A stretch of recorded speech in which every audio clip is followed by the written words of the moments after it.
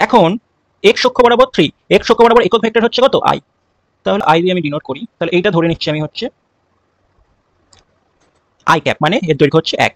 তাহলে এখানে কতগুলো আই ক্যাপ আছে? 3টে আই ক্যাপ, কারণ 3 একক এক্স অক্ষ বরাবর যেতে হবে কত 3 একক, তাহলে এতটা। ওয়াই অক্ষ বরাবর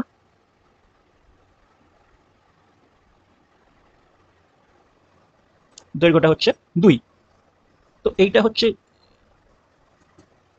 2 একক। তার মানে এটাকে বলতে পারি জে ক্যাপ, এটা হচ্ছে একটা কি জে ক্যাপ। আচ্ছা এইগুলো কি ছিল?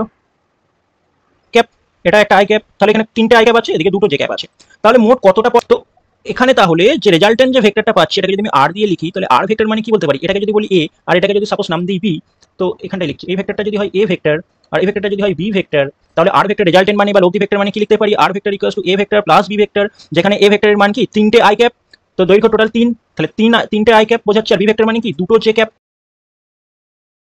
Vector R vector equals to 3 I cap plus 2 J cap, এটা আমরা লিখতে পারি। কেন পারি বোঝা গেছে। সিমিলারলি যদি এটার কোঅর্ডিনেট এক্স ওয়াই হতো, তাহলে যে কোনো কোঅর্ডিনেট মানে যে কোনো এক্স ওয়াই পয়েন্টের জন্য আর ভেক্টরকে আমরা লিখতে পারি x i cap plus y j cap.